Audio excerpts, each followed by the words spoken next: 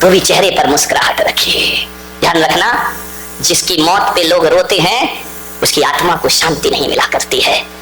वो आत्मा जन्म मरण किया करती है, और किसी की आत्मा पे कोई दिल से मुस्कुरा देता है मृत्यु पे। मान्यवर, जब किसी संत की मृत्यु होती है तो आप रोते नहीं हैं, आनंद मनाया करते हैं। और जब महावीर को निर्माण होता है, मोक्ष होता है, लोग मातम नहीं मनाते, महोत्सव मनाते हैं, लड्डू चढ़ाते हैं और खुशियां व्यक्त किया करते हैं। ध्यान रखना, आप सोचना है ऐसी जिंदगी बनाओ कि लोग आपकी मौत पे मुस्कुराएं। ध्यान रखना, रोए ना, रोने से आत्मा को शांति नहीं मिला करती है।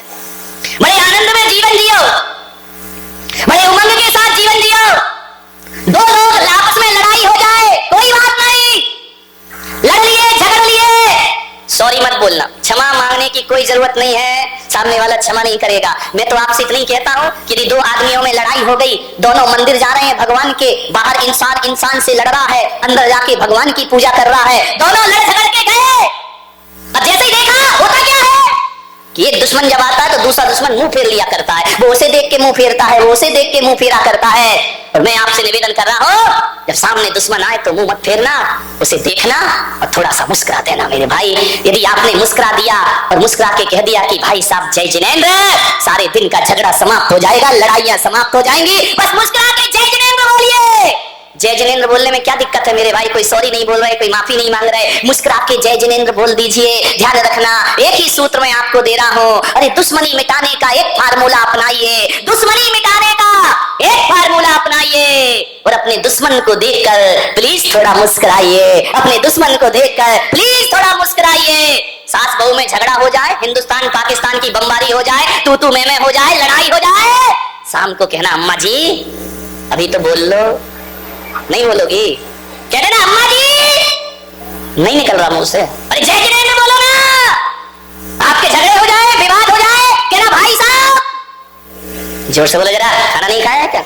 जय जिनेंद्र। ध्यान रखिए, यदि आपने जय जिनेंद्र बोल लिया, दुश्मनी मिट जाएगी, दोस्ती में परिवर्तित हो जाएगी। आज घरों में जय जिनेंद्र समाप्त हो गया है, आज घरों में कोई हाय हेलो कहने लगे हैं। आपसे मैं इतना ही निवेदन करता हूँ, जय जिनेंद्र जो होता है, राम राम जो हुआ करता है, ये कसायों पर फहराई गई विजय पताका हुआ करती है। कसायों को जीतना है, जय जिनेंद्र आदमी को बोल। और ऐसा भी जय जिनेंद्र नहीं कि लड़ाई हुई है, महाराज ने कहा जय जिनेंद्र, नहीं, हंस के मुस्कुरा के कस के ना, नहीं तो कई ऐसे बोले जय जिनेंद्र, सुनाई भी नहीं दे रहा, जय जिनेंद्र हो गया। हंस के कस के और मुस्कुरा के जय जिनेंद्र बोलिए, और जय जिनेंद्र की ध्वनि से अपना बोल।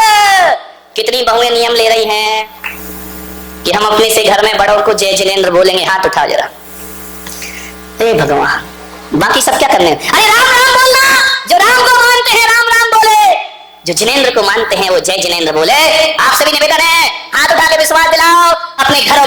आदमी बहुत सीधा यहाँ का, यार महाराष्ट्र का देखो, इनने तो हाथ पूरे नहीं उठाए, आदमी ने फट से उठा दिए।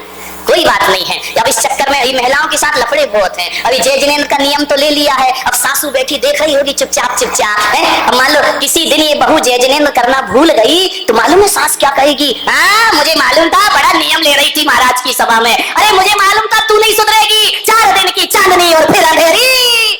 ना बाबा, ऐसे उलाहने मत दो बहू को। यदि किसी दिन बहू जय जिनेंद्र करना भूल गई तो अम्माओं से निवेदन है कि बहू के कमरे कौन बहू बोली अब आएगा मजा।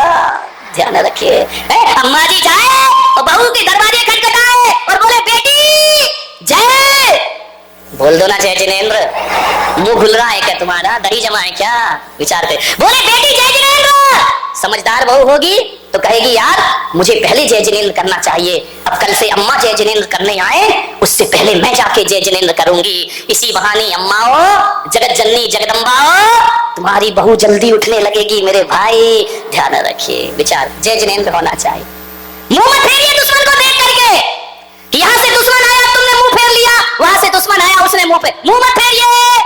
नजरें मिलाइए, 4 मिले 64 खिले, 4 मिले 64 खिले, 4 मिले 64 खिले, 4 मिले 2 हमारे 2 सामने वाले के, 4 मिले 64 खिले।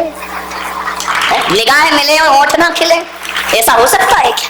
4 मिले 64 खिले, 64 32 अपने और 32 ही है ना कि कम ज्यादा है? नहीं तो एक बार मुल्ला नसरुद्दीन के साथ बड़ा गड़बड़ हो गया।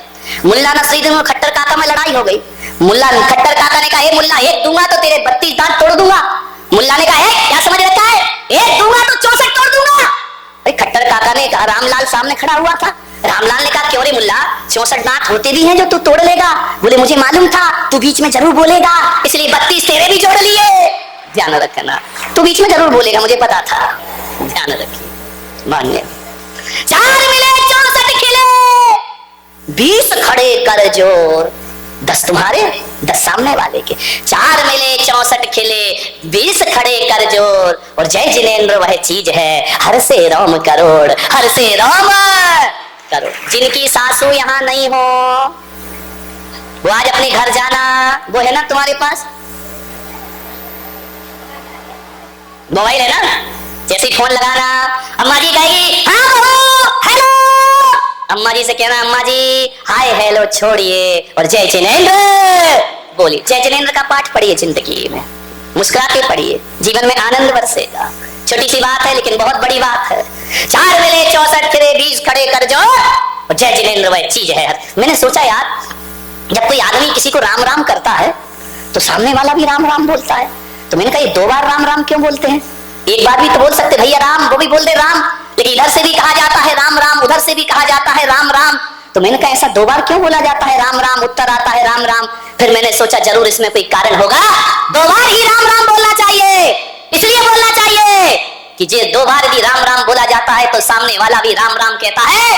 इसका मतलब इतना है, जो बोल रहा है उसमें भी राम समाये है, और जिससे बोला जा रहा है उसमें भी राम समाये है। तो राम से राम का मिलन राम राम होता है, और जिनेंद्र से जिनेंद्र का मिलन जय जिनेंद्र हुआ करता है। ध्यान रखिए, तुम्हारे भीतर भी राम है, मेरे भी, मुझ में राम, तुझ में राम, सब में राम समाया है। कर लो सभी से प्यार, यहाँ पर कोई नहीं पराया है। ध्यान रखिए, सब किसमें राम ही राम बसे हुए हैं। मान्यवर कबीर थे, बहुत बड़े संत, उनके जीवन में बड़ा आनंद था। पति पत्नी साथ रहते थे, लेकिन कबीर के घर में कभी झगड़े नहीं हुआ करते थे। पड़ोस वाले हैरान हो गए, ऐसा तो कोई घर नहीं होगा जहां पति पत्नी झगड़ा नहीं करें। लड़ाई तो होती होगी बिना सिर पैर की, लेकिन लड़ाई तो होगी ना। पति पत्नी का झगड़ा कोई सीरियस झगड़ा थोड़ी होता है। एक बार क्या हुआ, पति पत्नी में झगड़ा हो गया, दोनों तलाक लेने पहुंच गए मजिस्ट्रेट के पास। मजिस्ट्रेट ने कहा भाई पति पत्नी एक बार और सोच लो, ये झगड़ा मत करो, एक हो जाओ दोनों। बोले नहीं नहीं, अब तो तलाक होगी, चाहे कुछ भी हो जाए, अब हम साथ नहीं रहेंगे। अरे तो मजिस्ट्रेट ने कहा थोड़ा और सोच लो, तलाक मत लो। बोले नहीं, तलाक दीजिए, मैं इस आदमी के साथ एक पल भी नहीं रह सकती हो। तो मजिस्ट्रेट ने कहा फिर ऐसा करो, तुम्हारी संपदा का आधा आधा बंटवारा कर लेते हैं, आधा पत्नी को दे दो, आधा तुम ले लो। बोले ठीक है बांट दो। सारी संपदा बट गई, लड़का एक ही था। बोले इसको कैसे बांटे, आधा आधा कैसे करे कि आधा लड़का तू ले ले, आधा लड़का तू ले ले। पति ने पत्नी को देखा, पत्नी ने पति को देखा। बोले यार ये तो बड़ी समस्या खड़ी हो गई कि लड़का एक है, बंटवारा बराबर से नहीं होगा। पत्नी ने पति का हाथ पकड़ा, बोले चल घर। बोले क्या? बोले अगले साल आएंगे। ऐसा तो पति पत्नी का झगड़ा अब 1 साल और निभाएंगे, एक और हो जाने तो बराबर का बंटवारा होना चाहिए। तो पति पत्नी के झगड़ों में ज्यादा सीरियस मत होना, ये तो लड़ते भी हैं और मिलते भी हैं, चलते रहता है इनका। विचार करिए आप, ऐसा कोई घर नहीं है जिस घर में पति पत्नी में झगड़े ना हो। सब जगह झगड़े होते हैं, कबीर के घर में ऐसा नहीं था। बरसों से कबीर अपनी पत्नी के साथ रहता था, लेकिन कबीर ने कभी झगड़ा नहीं किया, पत्नी ने कभी झगड़ा नहीं किया। एक जिज्ञासु ने पूछा कि ऐसा कोई है इस धरती पर जिसके घर में झगड़े ना हो? तो कहा कबीर का घर ऐसा है जहां पति पत्नी कभी नहीं लड़ा करते हैं। जिज्ञासु ने कहा मैं चल के देखता हूं। जैसे ही पहुंचे कबीर के झोपड़े में, कबीर रुई धुनक रहे थे। कबीर से जुलाहा रुई धुनक रहे हैं। जाके जिज्ञासु ने पूछा कि कबीर जी, हमने सुना है कि आप पति पत्नी में कभी झगड़े नहीं होते। कबीर ने कहा यार लड़ने की क्या बात है, मुझ में राम, तुझ में राम, सब में राम समाया है। कर लो सभी से प्यार, यहाँ पे कोई नहीं पराया है। सब में तो राम है, लड़ना क्यों? बोली नहीं कबीर, कारण बताओ कि तुम दोनों में झगड़े क्यों नहीं होते? अरे झगड़े तो भाई भाई में हो जाते हैं, भाई बहन में हो जाते हैं, माँ बेटे में झगड़े हो जाते हैं, आप दोनों में झगड़े नहीं होते? बोले नहीं, हम लोग कभी नहीं लड़ते हैं। कबीर से पूछा वो मंत्र बताओ कि हम भी अपने घर में ना झगड़े। कबीर ने कहा कि बैठो, आए हो, स्वागत है, बैठो मेरी कुटिया में। कबीर ने अपने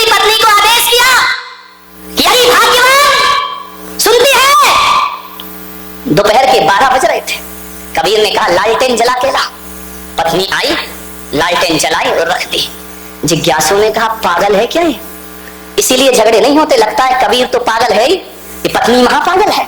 दोपहर को 12 बजे आंगन में, खुले आंगन में, इतनी धूप में लालटेन मंगा रहा है और पत्नी ने लालटेन लाके रख दी। उसने पूछा भी नहीं कि लालटेन का क्या करोगे।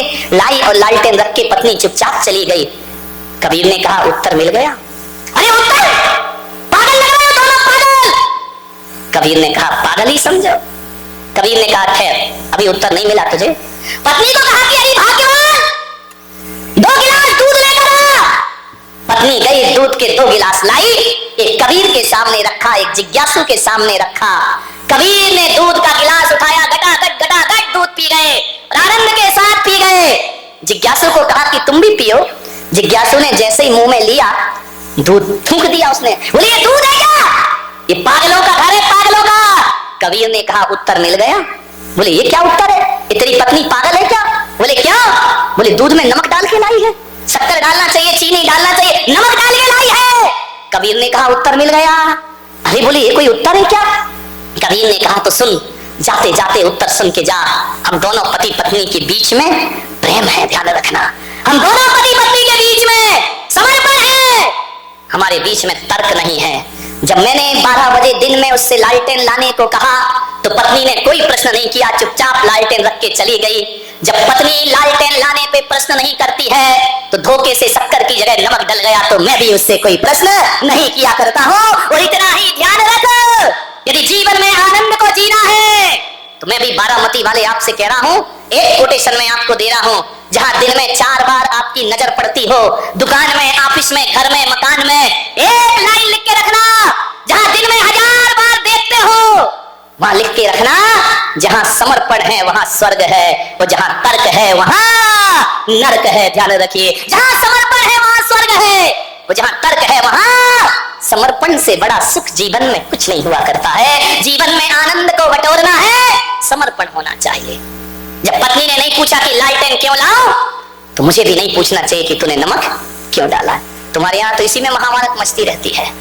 थोड़ी सा नमक कम हो गया, थाली सुदर्शन चक्र बन जाया करती है। ध्यान रखिए, समर्पण में जियो, जो कर दिया समर्पण में जियो। अकड़ने में कोई फायदा नहीं है। जहां समर्पण है वहां स्वर्ग है, इसको दिमाग में रख लेना। जब भी लड़ाई के वातावरण मिले, जब भी लड़ने झगड़ने की स्थिति पैदा हो, तो मेरी ये बात याद रखना, उसी समय आपको क्लिक कर जाए कि जहां समर्पण है वहां स्वर्ग है, और जहां तर्क है वहां नरक है। तर्क मत करिए ज्यादा, समर्पण में जिए। एक गांव के गमारिया बाबा था, रात को 12 बजे अपनी झोपड़ी में बैठा था और अचानक चोर आ गए उसके घर में। अब जैसे ही चोर आए तो गमारिया बाबा ने कहा कौन हो रे तुम? बोले हम चोर हैं। तो चोरों ने पूछा बाबा तुम कौन हो? बोले हम भी चोर हैं। अरे बोले चोर चोर मौसे रे भाई, बोले तू भी चोर और हम भी चोर। बोले उन चारों चोरों ने कहा कि बाबा अब तो अपनी खूब जमेगी। अरे बोले बहुत जमेगी, तू भी चोर और मैं भी चोर। तो बोले क्या करें? बोले बाबा थोड़ी सी सहायता करो। बोले क्या सहायता करें? बोले मेरे साथ वृंदावन में चोरी करने के लिए चलिए। बाबा गमारिया बाबा ने कहा चलो यार आज चोरी करते, मजा आ गया जिंदगी का। चारों चोरों को लेकर गमारिया बाबा वृंदावन पहुंचा। एक गोपी के घर में घुस गए। जैसे ही घुसे सामान इकट्ठा किया, बांधा, पूरे आभूषण कपड़े बांध बूंद के तैयार। जैसे ही तीली जलाई, माचिस जलाई, एक ढोलक रखी हुई थी। गवारिया बाबा ने ढोलक उठाई और ढोलक बजाना शुरू कर दी जोर जोर से। अरे चोरों ने कहा तेरा सत्यानाश हो, मरवाएगा क्या तू? ढोलक काय को बजा रिया है? चोरी कर रहा है, जरा सीरियस है, गंभीर है। अरे वो तो अपना बजा रहा है, मैया मोरी मैं नहीं माखन। अरे उसने कहा यार ये मरवाएगा ये गवारिया बाबा, ये जोर जोर ढोलक बजा रहा, नाच रहा है गवारिया बाबा जोर जोर से। आज मिल गया, आज मिल गया। अरे गांव के लोग उठ गए। 12 बजे रात को इतनी जोर से ढोलक बज रही है। चारों चोर भागे पोटली लेकर के। गांव वालों ने पकड़ा, इतना मारा चोरों को, इतना मारा कि चोरों की कमर टूट गई। लोग अंदर आए कि ढोलक कौन बजा रहा है। लोगों ने कहा गवारिया बाबा तुम ढोलक क्यों बजा रहे हो? अरे बोले मिल गई तो बजा रहा हूं, मेरे को तो आनंद ही आनंद है जीवन में। बोले ढोलक क्यों? बोले वो 4 चोर आए थे। बोले हाँ। तो बोले तुम क्या कर रहे थे? बोले मैं भी चोरी करने आया था। और तो ढोलक काय को बजा रिया है? अरे ढोलक देख के मैंने सोचा यार हरि का भजन कर लूं, भगवान का भजन कर लूं। तो बोले ढोलक बजा रहे, तुम चोरी करने क्यों आए? बोले वो 4 चोर क्या चुरा के ले गए? अरे बोले आभूषण ले गए, कपड़े ले गए। अरे था सत्यानाश मेरी बुद्धि का। रात को 12 बजे 4 चोर आए तो मैं समझा कि वृंदावन में चोरी को कह रहे हैं तो शायद माखन चोर आया होगा, इसलिए मैं उन चोरों में शामिल हो गया। ध्यान रखना, मैं तो माखन चुराने आया था कि हरि की कृपा बरस गई, हरि आए हैं और कह रहे हैं कि चलो बाबा माखन चुराने चलते हैं। ध्यान रखिए मान्यवर, सोचिए, ये आनंद है जीवन का। उदासी जिन चेहरों का श्रृंगार करती है, उदासी जिन चेहरों का श्रृंगार करती है, मक्खी भी उन पर बैठने से इनकार करती है। ध्यान रखिए, चेहरे पर उदासी नहीं लाई है। मान्यवर, कुछ मत करो, सुबह से उठो, बैग टी मत मंगाओ कि यही चाय लेकर आओ, मुंह भी नहीं धोया चाय ले आओ, चाय बन गई क्या? बोले नहीं बनी, फिर सो गया आराम नाल। बन जाए तो उठाना। जान बैग टी, एक काम करो, मेरा ये प्रैक्टिकल करके देखना, कल करके देखना, बहुत काम आएगा तुम्हारे। रोज जब सुबह उठो तो अपने पलंग पे बैठकर थोड़ा इधर देखना, थोड़ा इधर देखना। बच्चे सो रहे हैं, वो भी सो रहा है, बच्चों का बाप सोने दो और चादर डाल दो उसके मुंह पे, सो के ना आराम से। बच्चे भी सो रहे हैं, सब सो रहे हैं, चारों तरफ देख के 2 मिनट यूं हाथ जोड़ना अपने, कुछ मत करना, कोई माला आला नहीं दे रहा हूं, कोई सामायिक नहीं दे रहा हूं, हाथ जोड़ना, कोई भी एक हंसी की बात याद कर लेना, 2 मिनट मुस्कुरा लेना।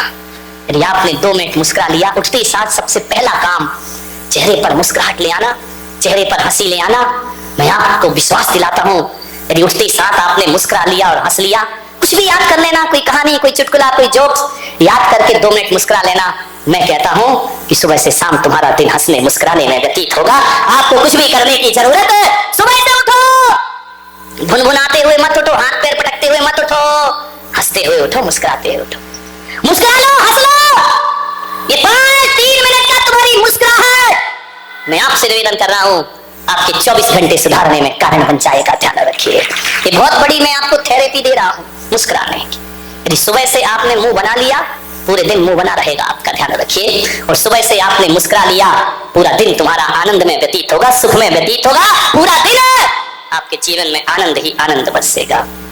ध्यान रखना, जिसके जीवन में आनंद है उसके जीवन में परमानंद है। ध्यान रखना, नंद के आनंद भये जय कन्हैया, रात को 12 बजे नंद के घर परमानंद पहुंच जाया करते हैं। ध्यान रखिए, आपसे मेरा इतना ही निवेदन है, कंस के घरों में कृष्ण नहीं रहा करते हैं, और नंद का अर्थ होता है आनंद। जिसके जीवन में आनंद है उसके घर में परमानंद हुआ करता है। आज रात को ही तो पहुंचेंगे नंद के घर में, परमानंद। ध्यान रखिए मान्यवर, आपसे निवेदन है, जीवन को समझने का प्रयास कर। समय आपका हुआ नहीं है, लेकिन मैं चाहता हूं कि आज, क्योंकि कल मुझे फिर बोलना है, यही आपसे मैं निवेदन करूंगा। इतनी ही चीज मैं आपसे कहूंगा, एक ही चीज आपको याद रखना है कि जेब में मोबाइल भले ना हो पर चेहरे पर स्माइल जरूर होना चाहिए। चेहरा कितना भी सुंदर हो, बदसूरत हो, पतले ओंठ करने से कोई सुंदर नहीं लगता। मोटे ओंठ के लोग भी यदि चेहरे पर मुस्कुराहट रखते हैं तो उनका चेहरा भी बड़ा सुंदर लगा करता है। ध्यान रखिए।